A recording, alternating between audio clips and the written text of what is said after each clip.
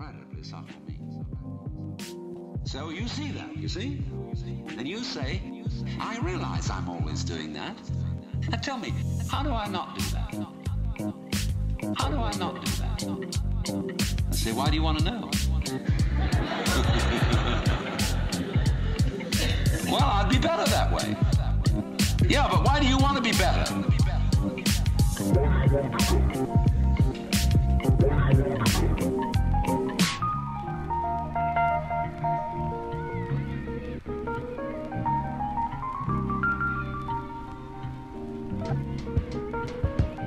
You see, the reason you want to be better is the reason why you aren't. We aren't better because we want to be. Because the road to hell is paved with good intentions.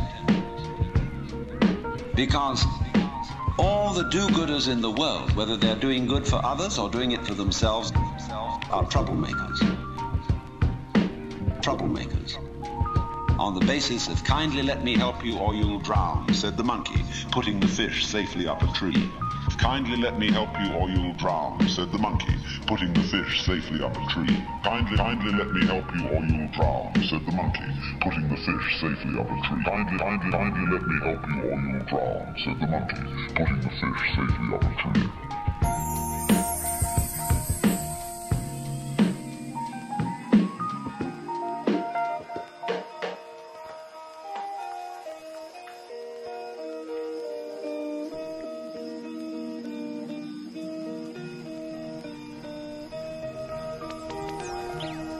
We white Anglo-Saxon Protestants, British, German, American, have been on a rampage for the past 100 or more years to improve the world. To improve the world. We have given the benefits of our culture, our religion, our technology to everybody, except perhaps the Australian Aborigines. And we have insisted that they receive the benefits of our culture, even our political styles, our democracy. You'd better be democratic, or we'll shoot you. And having conferred these blessings all over the place, we wonder why everybody hates us. See, because sometimes doing good to others, and even doing good to oneself, is amazingly destructive. Because it's full of conceit. How do you know what's good for other people? How do you know what's good for you? If you say you want to improve, then you ought to know what's good for you. But obviously you don't. Because if you did, you would be improved. So we don't know. It's like the problem of geneticists, which they face today. I went to a meeting of geneticists not so long ago where they gathered in a group of philosophers and theologians and said, now look here, we need help. We now are on the verge of figuring out how to breed any kind of human character we would want to have. We can give you saints, philosophers, scientists, great politicians, anything you want. Just tell us, what kind of human beings ought we to breed? So I said, how will those of us who are genetically unregenerate make up our minds what genetically generate people might be? Because I'm afraid very much that our selection of virtues may not work.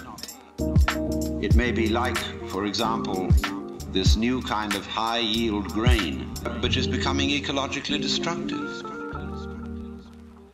Well, when we interfere with the processes of nature and breed efficient plants and efficient animals, there's always some way in which we have to pay for it. And I can well see that eugenically produced human beings might be dreadful.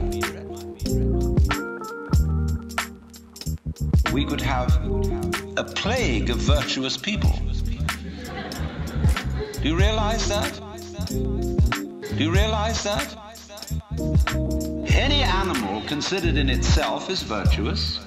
It does its thing. But in crowds, they're awful. like a crowd of ants or locusts on the rampage. They're all perfectly good animals, but it's just too much. I could imagine a perfectly pestiferous mass of 1 million saints.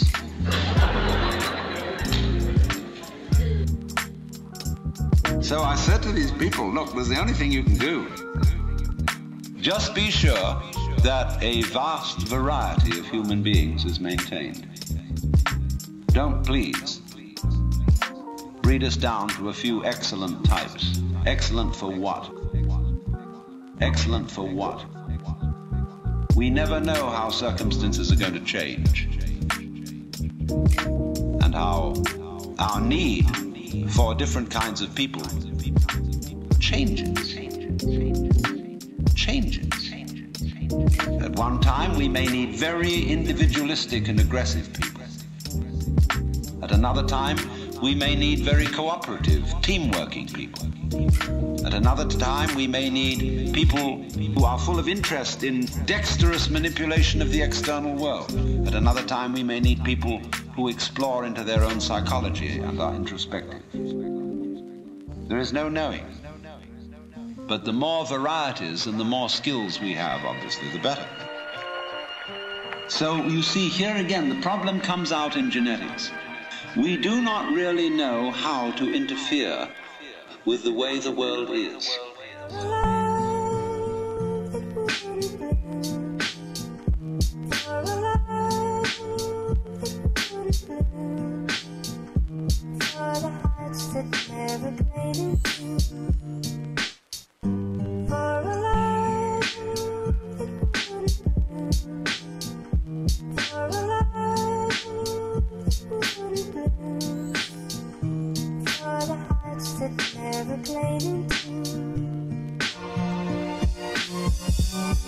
The way the world actually is an enormously complex, interrelated organism. The same problem arises in medicine because the body is a very complexly interrelated organism. And if you look at the body in a superficial way, you may see there's something wrong with it. Here's chickenpox. And there's spots that itch that come out all over the place. Well, you might say, well, the spots are there, cut them off. So you kill the bug. Well, then you find you've got real problems. Because you have to introduce some bugs to kill the bug. It's like bringing rabbits into Australia. And that starts going all over the place and getting out of there. But then you think, well, now wait a minute. It wasn't the bugs in the blood. There are bugs all over the place. What was wrong with this person that his blood system suddenly became vulnerable to those particular bugs? His resistance wasn't up. Therefore, what you should have given him was not an antibiotic, but vitamins. Okay, so we're going to build up his resistance. But resistance to what? You may build up resistance to this and this and this class of bugs, but then there's another one that loves that situation. It comes right in. See, we always look at the human being medically in bits and pieces. Because we have heart specialists, lung specialists, bone specialists, nerve specialists, and so on. And so on. And they each see the human being from their point of view. There are a few generalists, but they realize the human body is so complicated that no one mind can understand it. And furthermore, supposing we do succeed in healing all these people of their diseases, what do we then do about the population problem? I mean, we've stopped cholera, the black bubonic plague, we're getting the better of tuberculosis, we may fix cancer and heart disease. Then what will people die of? Well, then let's go on living. There'll be enormous quantities of us. Then we have to fix this birth thing. Pills for everybody. Then we find, what are the effects, the side effects of those pills? What are the psychological effects upon men and women of not breeding children in the usual way? We don't know. We don't know.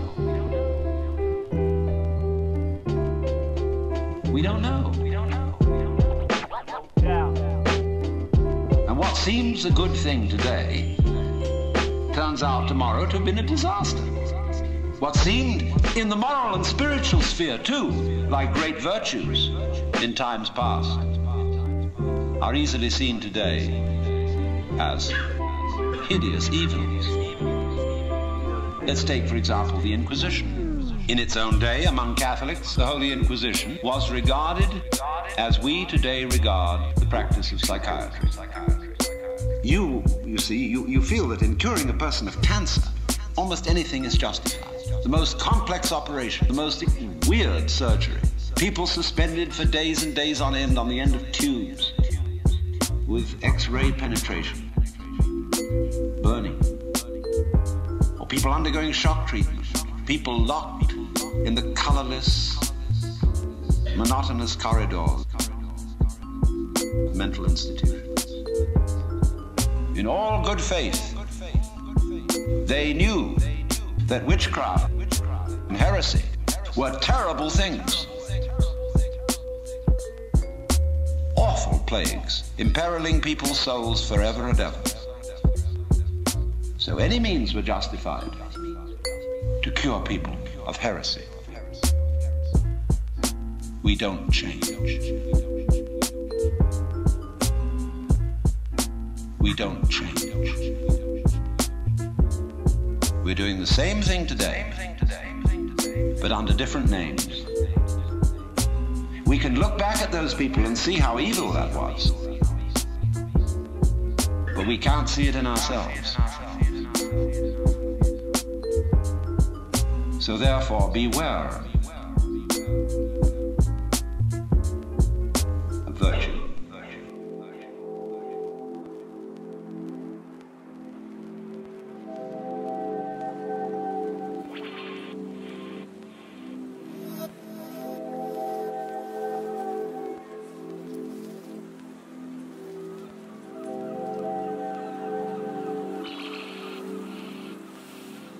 Lao Tzu, the Chinese philosopher, said, "The highest virtue is not virtue, and therefore really is virtue. But inferior virtue cannot let go of being virtuous, and therefore is not virtue." Translated in more of a periphrastic way, the highest virtue is not conscious of itself as virtue, therefore really is virtue. Lower virtue is so self-conscious that it's not virtue. That it's not virtue.